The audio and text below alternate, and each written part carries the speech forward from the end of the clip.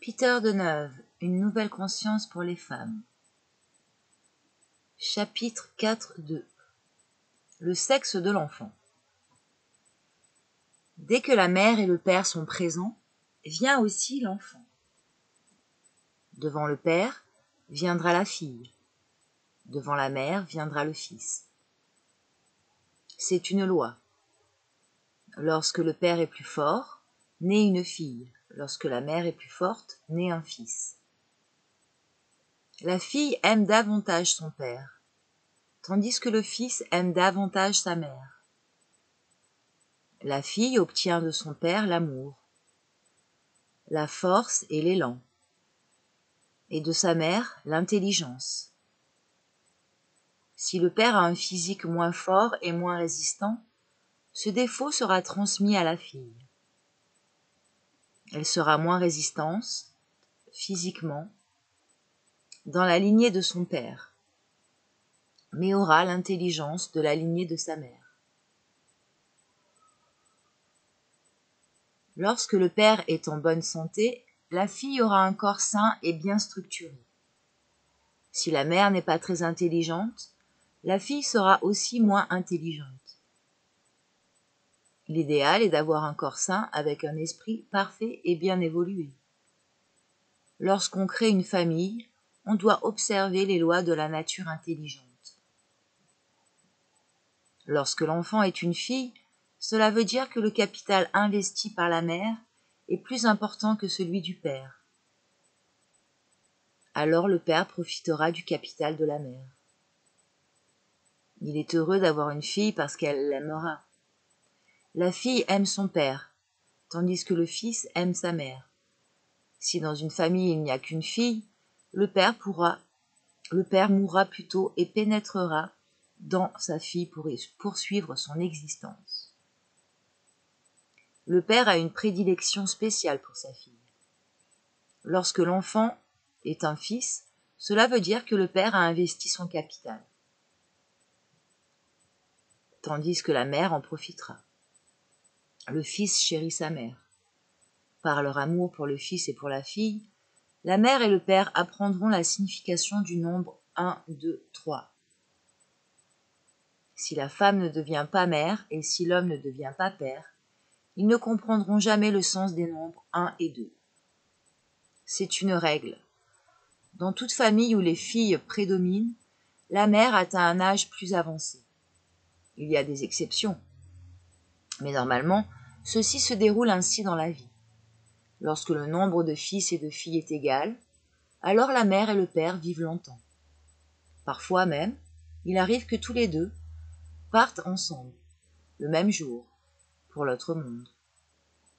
Pour que la vie de la mère et du père soit plus longue, le fils et la fille doivent vivre en paix et en bonne entente. Les parents doivent également vivre en paix et en bonne entente. En général, beaucoup de facteurs agissent pour prolonger la vie, tant des parents que des enfants. La famille doit avoir 2 enfants, un garçon et une fille, pas plus.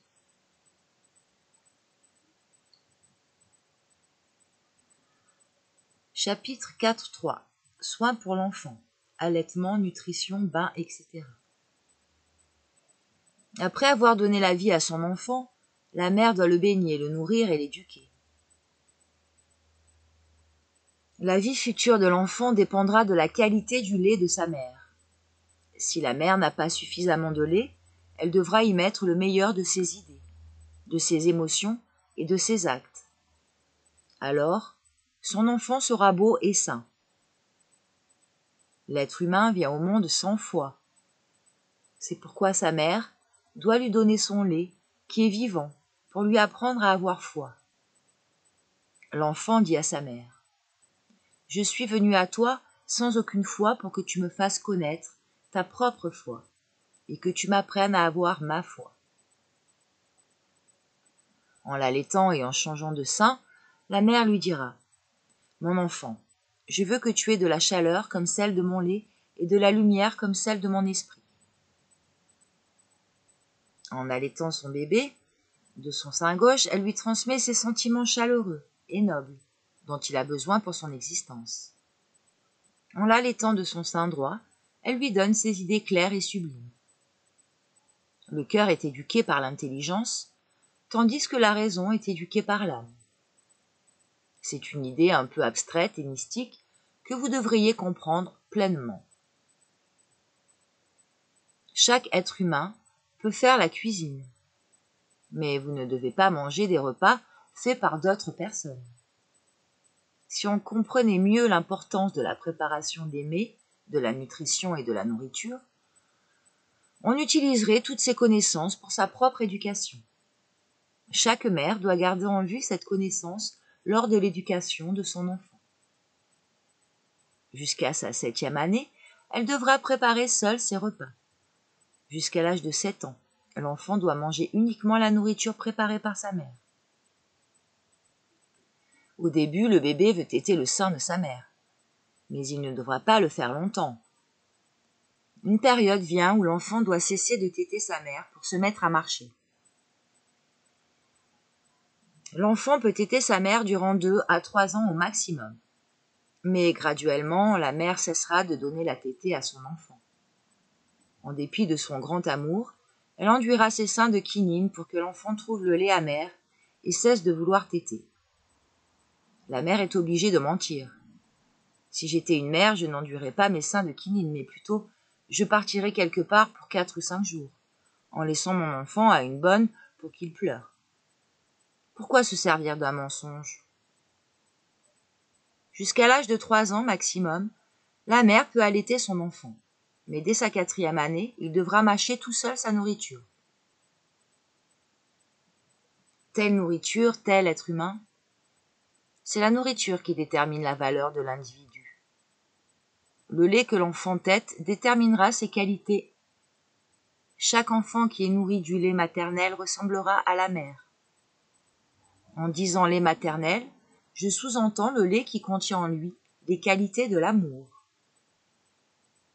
Si la mère est angoissée, si elle se fait du souci et se met en colère plusieurs fois par jour lorsqu'elle allaitera son bébé, elle l'empoisonnera par son lait. Le lait de chèvre est moins dangereux pour les enfants et plus salubre.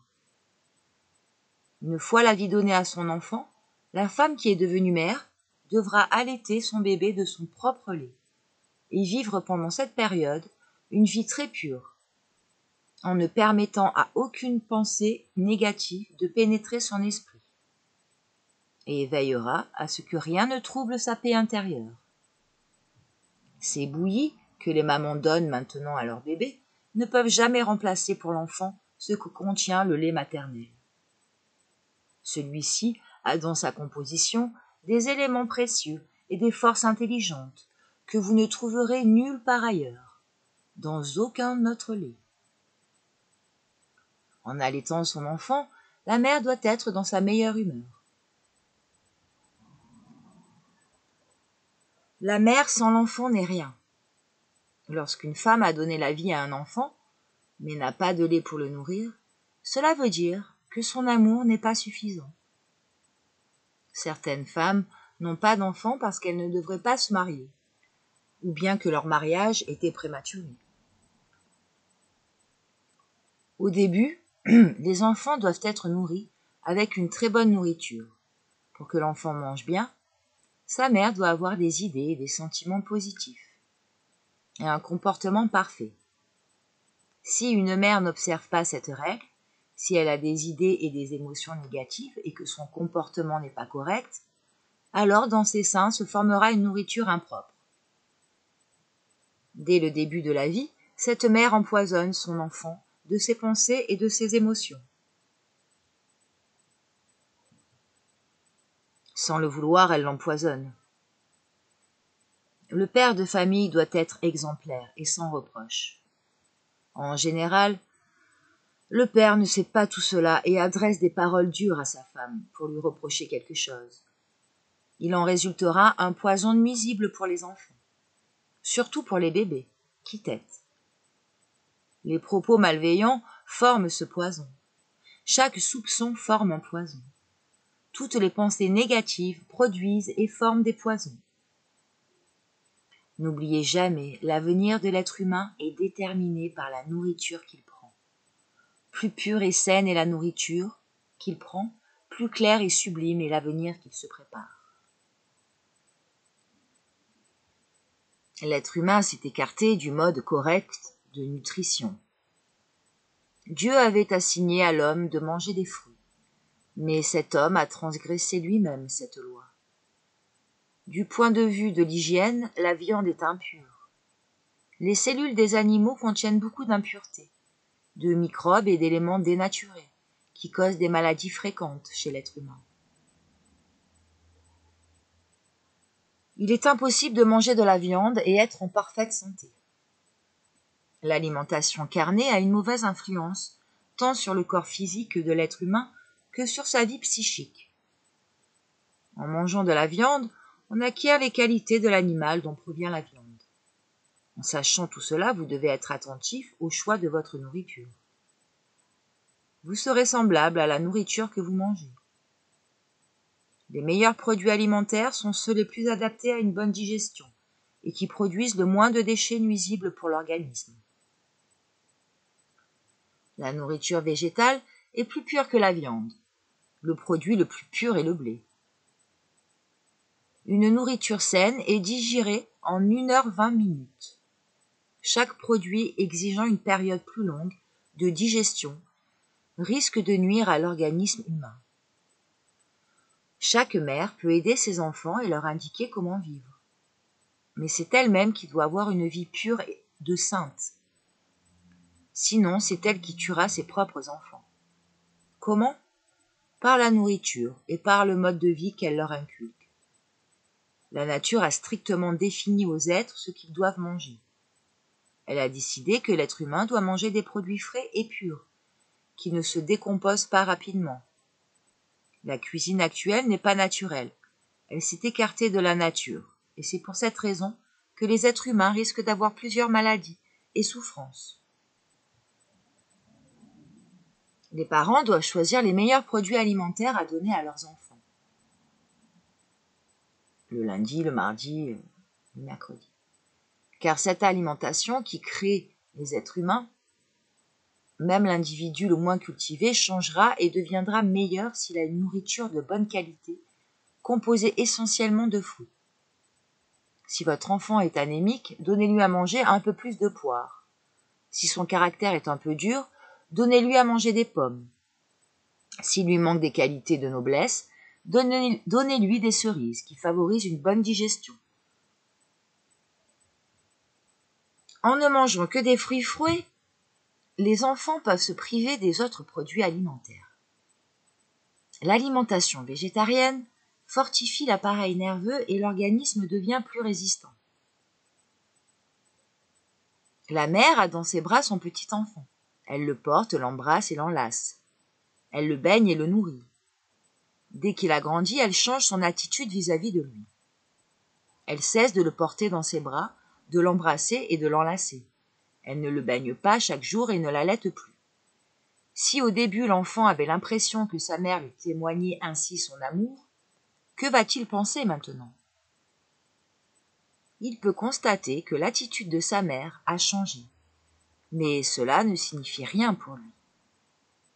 C'est l'enfant qui n'apprécie pas justement. Il y a vraiment un changement, mais c'est un changement extérieur.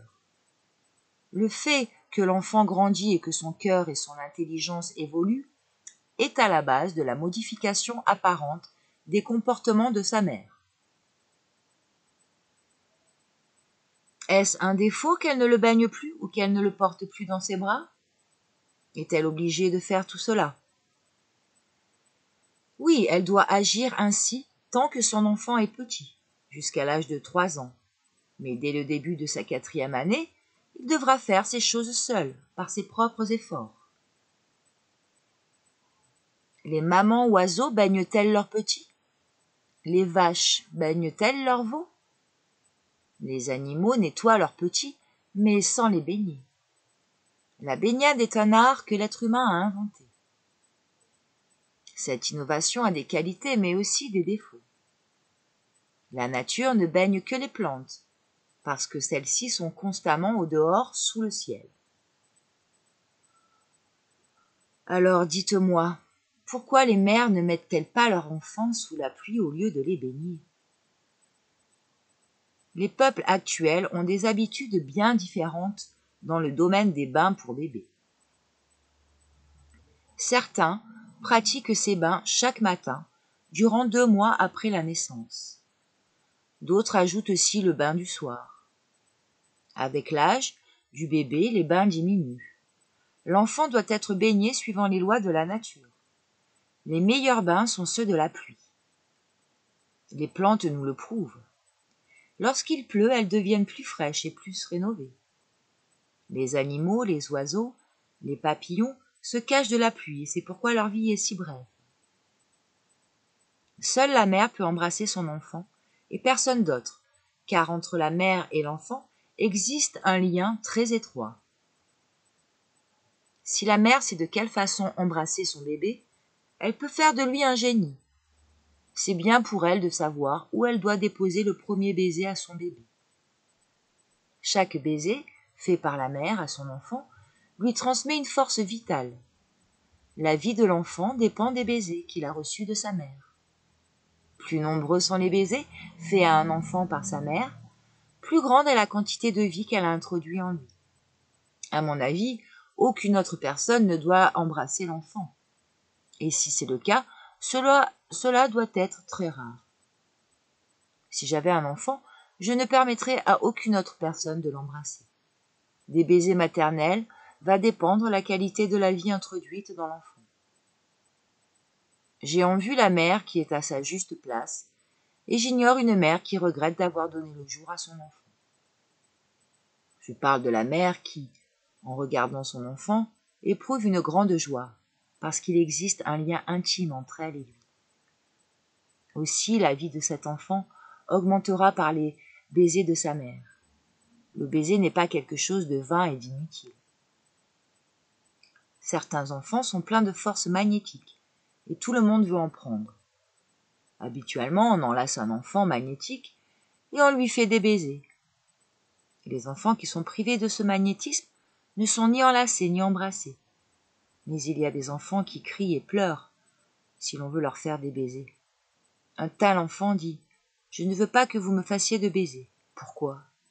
Il y a des personnes qui ne font que prendre en enlaçant un enfant. Mais il y en a d'autres qui donnent quelque chose d'elle-même. La mère donne quelque chose d'elle-même. Aussi fait-elle des baisers à son enfant. C'est fort bien qu'une mère fasse des baisers aux joues et aux mains de son enfant. Mais en même temps, elle doit lui adresser ses pensées les plus belles et ses meilleurs souhaits. Les enfants qui, dans leur plus tendre enfance, ont reçu des baisers de leur mère sont plus intelligents que ceux qui ont été privés d'amour et de tendresse.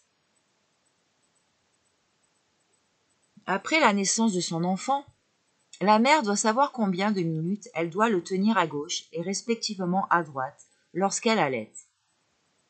Elle doit savoir comment elle doit le baigner et ce dont elle doit lui parler, comment l'élever vers le haut, comment le porter et de quel côté plus particulièrement. Elle ne doit pas le tenir sur ses genoux pour qu'il ne devienne pas paresseux. Personne n'est plus magnétique que les petits-enfants. C'est la raison pour laquelle ils nous attirent. Après la naissance de l'enfant, le lien intime entre la mère et l'enfant continue d'exister, mais d'une autre manière. L'enfant qui n'a pas été porté dans les bras de sa mère et qui n'a pas été allaité a perdu quelque chose de très précieux. Il y a un lien entre les doubles éthériques de la mère et de l'enfant. Aussi l'enfant ne doit-il pas vivre loin de sa mère, jusqu'à 14 ans. Les étreintes et les 28 enlacements du bébé, donnés surtout par la mère, sont d'une importance capitale pour sa santé physique et psychique.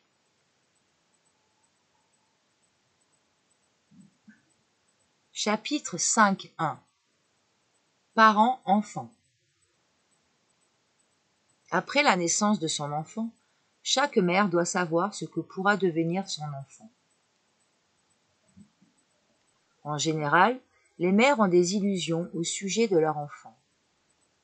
Les mères et les pères de notre époque doivent bien comprendre cette loi afin de mettre leurs enfants dès le plus jeune âge en contact avec le principe intelligent, afin qu'ils soient favorisés dans l'évolution de leurs dons. Lorsqu'un enfant est troublé, dès le début de sa vie, par sa mère, par son père, par son frère ou par sa sœur, il ne pourra pas percevoir l'intelligence et restera idiot. Si les parents et le frère ou la sœur déclarent que cet enfant ne deviendra pas un homme, ce qui est dit par eux deviendra réalité. Mais si le plus petit enfant s'y oppose en déclarant qu'il veut devenir un homme, il le sera, mais cela arrive rarement. Si tu ne connais pas ton père et ta mère, tu te heurteras toujours à des difficultés. En connaissant bien ton père, tu seras libre. On peut répliquer « Ton père peut être pauvre, alors il ne sera pas à même d'être un vrai père, car celui qui vit dans la misère ne peut en aucun cas être père. » C'est vrai, la misère et l'indigence engendrent de nombreux vices dans le monde. L'indigence est un art dévolu, uniquement aux sages. Parfois, il arrive qu'une mère, du fait de son caractère, n'aime pas un de ses enfants. Alors, cet enfant s'aimera lui-même. L'amour de la mère pour un enfant détermine la longévité de cet enfant. Si la mère aime son enfant mais que celui-ci meurt, cela signifie que l'amour maternel était faible. Lorsque la mère aime son enfant, elle ne devra avoir aucune pensée négative concernant la mort éventuelle de cet enfant. Si la mère aime son enfant mais suppose que Dieu peut le lui prendre, son amour n'est pas suffisamment fort. Dès qu'une idée négative pénètre en elle, son enfant peut mourir, et il est possible alors que cela arrive.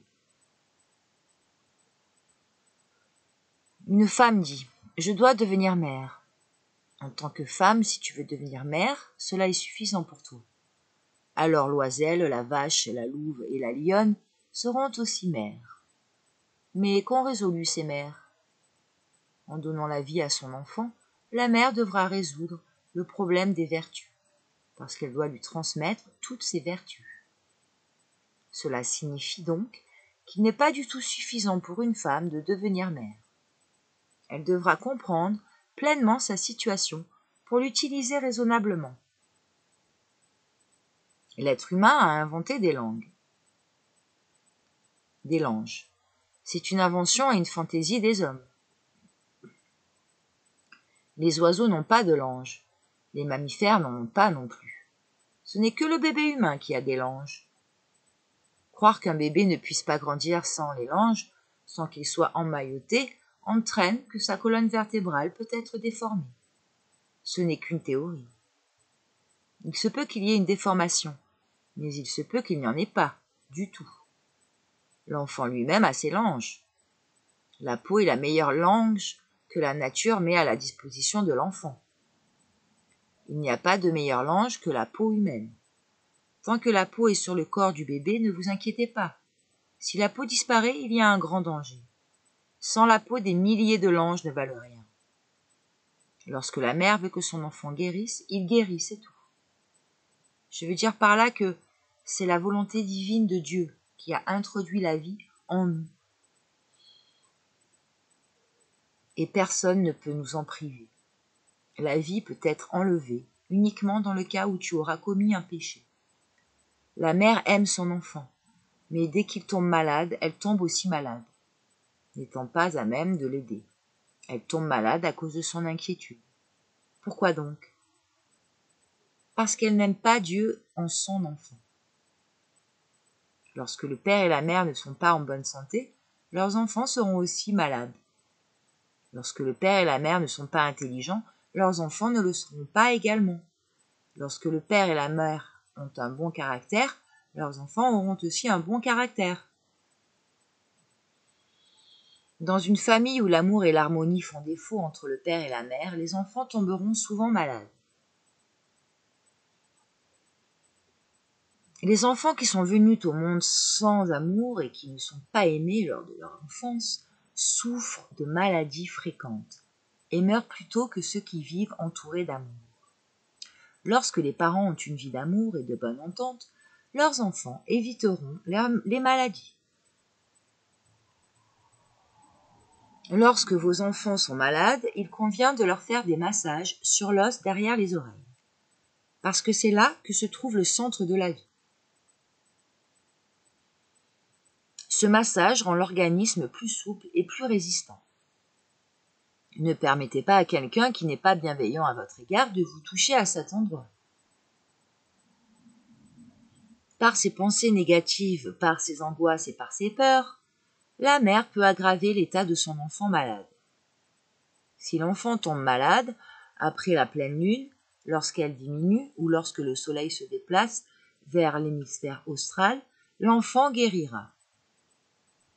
La mère qui s'inquiète de son enfant introduit en lui un poison fabriqué par chaque pensée ou sentiment d'angoisse.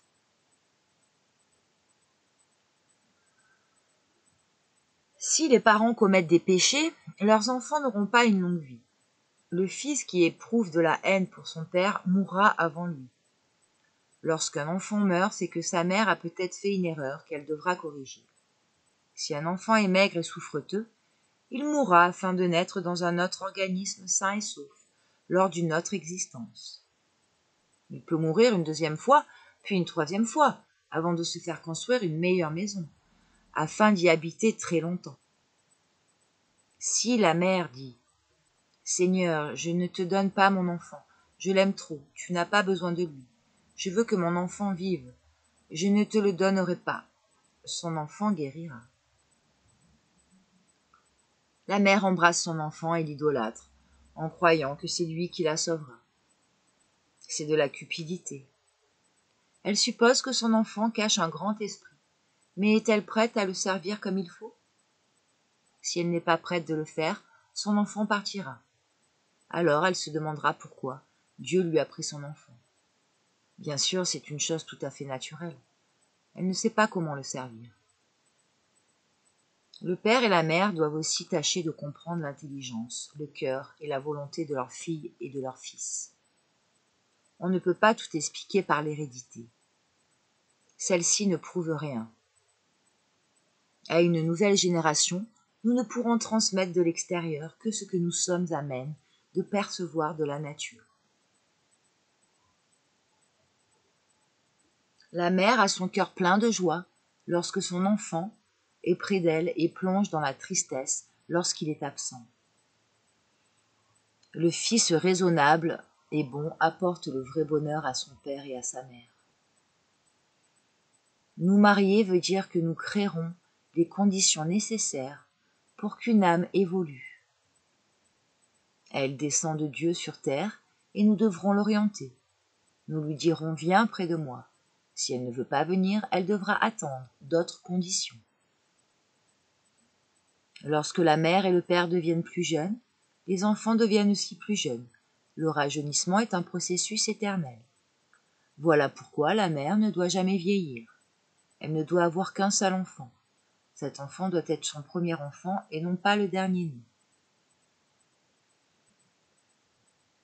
Chaque mère qui ne prend pas soin de ses enfants, seule et les laisse à autrui, est semblable à la femelle du coucou. Ce qu'il faut à tous, c'est que la femme ait toutes les bonnes conditions pour l'évolution de l'homme, et qu'ainsi, à son tour, celui-ci devienne aussi une source de bonnes conditions pour l'évolution de la femme. Alors les enfants posséderont l'évolution spirituelle de leurs parents, et ceux-ci deviendront un facteur de l'évolution spirituelle de leurs enfants. La mère et le père peuvent rajeunir si leurs enfants les aiment.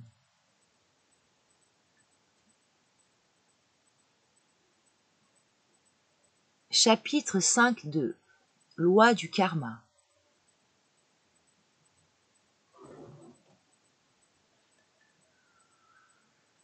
Dès son arrivée sur Terre, on commence à tomber dans l'erreur. L'être humain voit que sa mère et son père ne jouissent pas d'une bonne santé. Cependant, il s'imagine qu'il pourra lui-même se raffermir pour endurer tout ce qui lui arrivera dans la vie. À tel père et à telle mère, tel enfant, c'est une loi inéluctable. Parfois, une femme noire se marie avec un homme blanc. Si la femme est l'élément qui domine, alors dans les générations futures, jusqu'à la 4e génération, les enfants qui viendront au monde seront noirs. Ce n'est qu'à la 4e génération qu'un enfant blanc viendra au monde. Si l'homme est l'élément dominant, les premiers enfants seront tout d'abord blancs, puis viendront au monde, après la 4e génération, des enfants noirs. Parfois, lorsque le père est génial, le fils ne l'est pas. Les pères ne peuvent pas transmettre l'esprit de génie à leurs enfants. Ce sont les mères qui sont capables de transmettre mieux que les pères leurs qualités à leurs fils. L'esprit de génie est transmis par la mère et surtout par les sentiments et l'affection. Quelqu'un vient au monde aveugle, ce n'est pas un hasard. Ce n'est ni le père ni la mère qui engendrent leur enfant aveugle. C'est l'enfant lui-même qui vient au monde aveugle. Il devra racheter tout seul sa chute. Si une femme donne naissance à un enfant retardé, qui donc en est responsable? La nature ou la mère? Lorsqu'une femme se prépare à devenir mère, elle doit être consciente des conditions et circonstances dans lesquelles elle va concevoir son enfant, et ainsi ne pas donner naissance à un enfant retardé.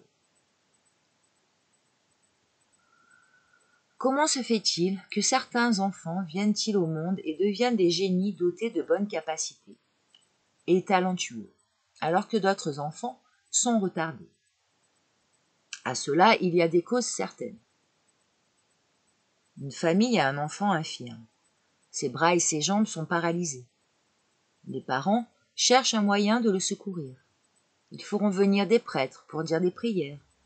Ils l'emmèneront à l'étranger pour des cures d'eau. Mais rien ne pourra le guérir. Pourquoi est-il venu au monde infirme? De grands vices ont été déposés dans cet enfant. S'il avait été sain, il aurait commis des vols, des crimes, des homicides. Pour l'empêcher de faire tous ces méfaits, la nature intelligente l'a ligoté, afin que son cœur devienne plus sensible et plus doux. Quels que soient les moyens extérieurs pour le soigner, les parents n'auraient rien pu faire. Un enfant peut devenir au monde aveugle, infirme ou sans talent, mais la nature n'est pas responsable. Chaque pensée ou idée impropre à ta nature qui se glisse dans ta tête, chaque désir ou élan ne correspondant pas à ton essence intérieure, s'introduisant dans ton cœur, produiront toujours des contradictions dans ta descendance, soit dans la première génération, soit dans la deuxième. Il se peut même que ce soit après 25 générations. En fait, toute contradiction doit être résolue dans la 4e génération. La nature ne peut laisser subsister une contradiction irrésolue que jusqu'à la 9e génération, au plus tard. On dit à propos de quelqu'un, il est né imbécile. Ce ne sont pas ses parents qui l'ont conçu imbécile, mais c'est lui-même, exprimant sa mère et son père. 2 théories expliquent cette situation. Suivant la première, les mères transmettent leurs propres qualités à leurs enfants. Suivant la deuxième, l'enfant existe dans le plan invisible en tant qu'être intelligent et raisonnable, et c'est lui-même qui choisit la mère et le milieu qui conviendront à son essence intérieure. Plus tard, il exercera une influence sur sa mère en lui suggérant des idées positives et bonnes. La femme enceinte est capable de prévoir ce que deviendra exactement son fils en notant le genre d'idées qui l'enthousiasme lors de sa grossesse.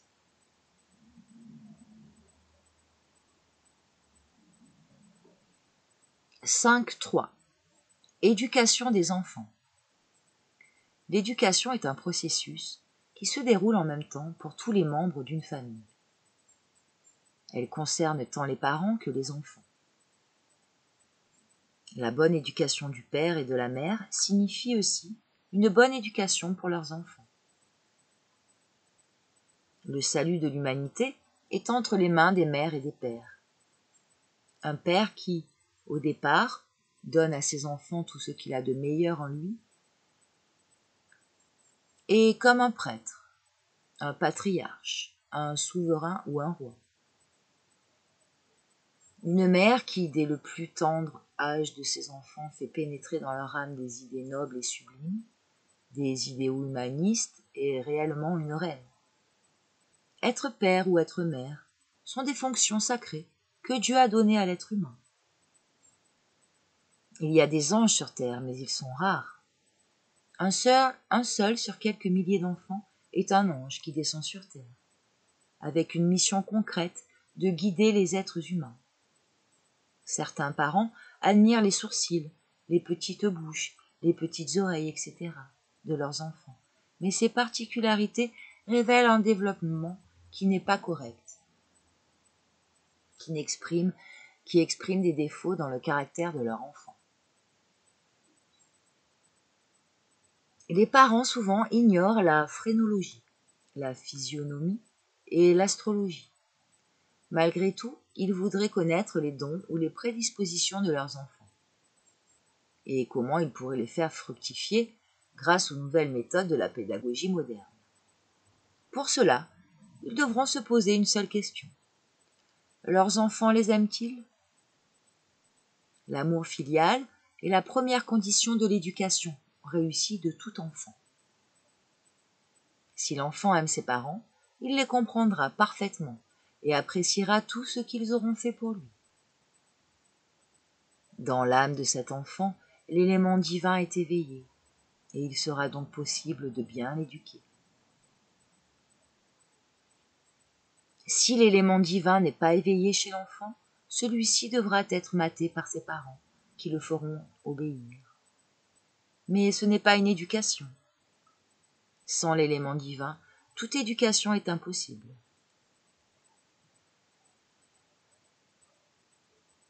La mère et le père doivent dire à leur fils : « Mon fils, tu avanceras dans la lumière que Dieu t'a donnée. Tu manifesteras les sentiments et les émotions que Dieu t'a donnés.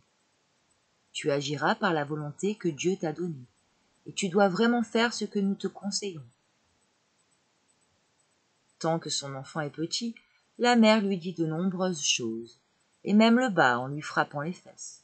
« Non, ne fais pas cela, mère. » Ne lui frappe pas les fesses, mais touche tendrement sa tête en disant : « Que les pensées illuminées divines pénètrent ton esprit pour que tu puisses apporter la lumière aux autres et pour que tu aides tes frères et tes sœurs qui sont plus faibles que toi.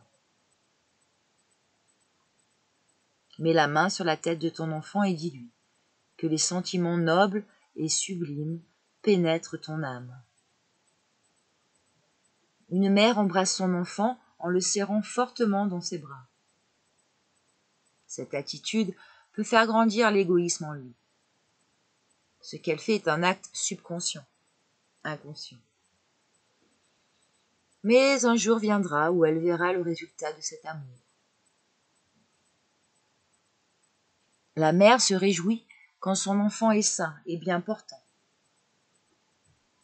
Cependant, ce qu'elle devrait faire avant tout, c'est pénétrer jusqu'au fond de son âme pour y déposer les graines de la vérité. Si elle ne met pas ces graines dans l'âme de son enfant, tout ce qu'elle veut lui apprendre sera comme une graine qui tombe sur un sol pierreux et ne peut que sécher. En n'aimant pas son enfant, la mère ne pourra rien lui donner. De même, en n'aimant pas sa mère, l'enfant ne pourra rien recevoir d'elle. La mère doit aimer son enfant et celui-ci doit aussi aimer sa mère. Plus longtemps la mère a serré son enfant contre son cœur, plus intelligent et plus raisonnable il sera. En embrassant son enfant, la mère lui transmet une partie de ses forces. De même, l'enfant, en embrassant sa mère, lui transmet aussi une partie de ses forces.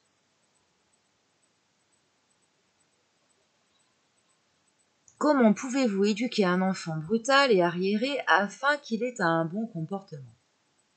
Tout ce que vous lui apprenez aujourd'hui sera oublié demain. Cette éducation n'est qu'un dressage et rien de plus. Les enfants oublient tout ce que leur mère a pu leur apprendre. Ils l'ignorent complètement et n'appliquent rien dans leur vie. Pourquoi donc ? Tout ce qu'une mère apprend à son enfant lors de cette éducation ne crée pas de racines jusqu'au fond de leur conscience. La mère doit apprendre à son enfant à aimer Dieu. En aimant Dieu, l'enfant s'éduquera lui-même. Mais que font les mères aujourd'hui? Elles prennent la place où Dieu devrait se tenir et disent à leur enfant « Tu dois m'aimer parce que je t'ai donné le jour, je t'ai nourri et je t'ai éduqué ». Si la mère et le père ne déposent pas dans l'âme de leur enfant l'image sacrée de Dieu, ils n'accompliront pas leur mission comme ils auraient dû le faire. Les enfants doivent garder dans leur âme l'image sacrée de leur mère et de leur père, qui sont en fait les messagers de Dieu et sont ses représentants. Les enfants de l'époque nouvelle doivent se distinguer par la pureté et par la sainteté. Dès qu'un tel enfant vient dans une famille, il sera une bénédiction pour la maison, ainsi que pour tous ses proches. En descendant du plan de l'amour, l'être humain apporte une bénédiction pour tous les êtres humains. En prenant soin de ses enfants et en priant pour eux, la mère fait descendre du plan de l'intelligence sublime des énergies favorables à ses enfants. En fait, les parents ne devraient pas s'inquiéter de l'avenir de leurs enfants. Ils ont seulement à prier pour eux, à penser à eux et à agir assidûment en leur nom. Plus on chante à un arbre fruitier, plus doux sont ses fruits. Cette loi est valable aussi pour les êtres humains. Celui qui a grandi en écoutant de la musique et des chants aura des pensées illuminées et son corps sera plein d'amour pour autrui. Il se réjouira toujours de toutes choses dans sa vie, quoi qu'il lui arrive, et il l'envisagera avec bonté, de façon positive et optimiste.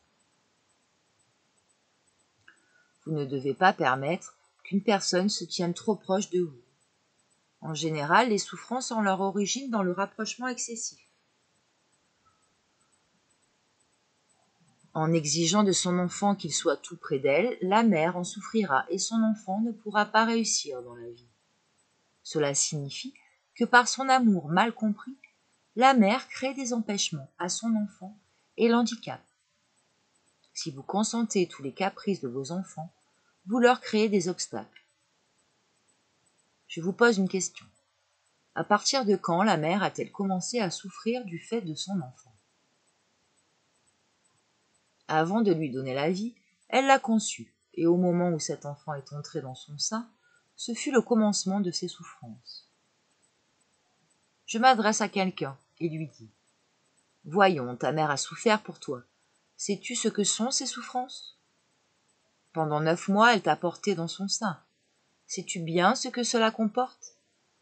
Si tu négliges ces souffrances, tu auras perdu énormément. » La mère porte son enfant dans son sein, et c'est par amour qu'elle le fait. Souvent, les mères s'étonnent du fait que leurs enfants ne les aiment pas, et qui parfois deviennent même indociles et capricieux envers elles. Je comprends tout à fait pourquoi cette chose est très claire. Il arrive que vous les entendiez, mais il y a tant de choses qui restent obscures et inintelligibles. Lors de sa grossesse, une femme a eu une pensée se disant « Cet enfant, quel besoin avais-je de le concevoir ?» Puis elle a oublié cette pensée. Mais plus tard, de temps à autre, elle lui revient par la tête. Elle pourrait vraiment vivre sans lui. Elle pourrait le chasser pour qu'il aille ailleurs. Pourquoi doit-il la faire souffrir? Et elle chasse une fois de plus cette pensée. Mais plus tard, elle se dit de nouveau « Quel besoin aurais-je d'avoir cet enfant? Il me prive de ma liberté. Combien d'inquiétudes cet enfant peut-il créer à sa jeune mère? Elle ne peut même pas aller danser lorsqu'elle a un enfant. L'enfant n'exige qu'une seule chose de sa mère, c'est d'être calme. Tant elle que lui, d'ailleurs. Un enfant qui est toujours mécontent et dont la mère n'arrive jamais à satisfaire, je ne me propose pas de le calmer. Il fait la moue et se met en colère. Alors sa mère lui donne des pommes. 1, 2, 3. C'est alors finalement qu'il sourit. Ainsi, il n'est question que de ces 3 pommes. Si vous avez un enfant désobéissant, faites une expérience avec lui, en appliquant la méthode de l'amour. Aimez-le et ne pensez jamais à ses défauts. Imaginez-vous que cet enfant est bon et raisonnable, et vous verrez qu'il se corrigera. La mère chérit son enfant. Il a confiance et foi en elle. Pour que cette confiance et cette foi soient absolues, la mère doit ressentir pour lui un amour divin. Si l'enfant n'a pas une confiance et une foi absolue en sa mère, celle-ci ne pourra jamais lui manifester son amour divin. Nous devons nous adapter aux enfants et commencer par ce qu'ils souhaitent faire. Nous devons commencer par les sens et proposer aux enfants de travailler et de faire quelque chose. Par exemple, planter des arbres, nettoyer ou ratisser le jardin, creuser des rigoles, enlever tout ce qui embarrasse l'écoulement de l'eau d'une source, dégager des sentiers, nettoyer et balayer la cour. Tous ces travaux favoriseront l'évolution des sens de l'enfant. Une fois les sens bien développés, l'intelligence en bénéficiera aussi.